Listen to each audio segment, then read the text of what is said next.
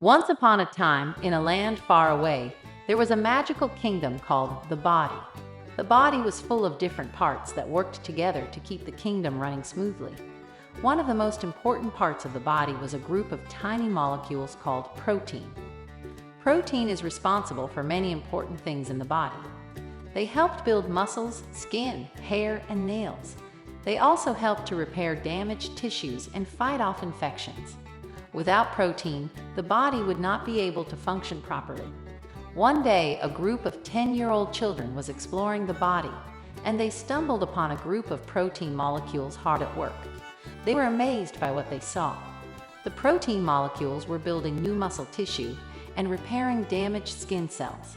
The children were curious and wanted to know more about protein, so they asked the protein molecules to tell them more about what they do.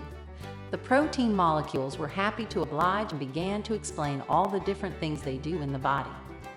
They explained that protein is made up of small building blocks called amino acids.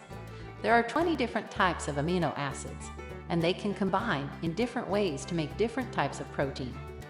The protein molecules also explained that our bodies need protein to grow and stay healthy. Without enough protein, we can become weak and sick.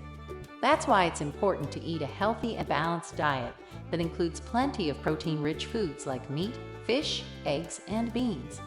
The children were fascinated by all they had learned about protein, and they thanked the protein molecules for their time.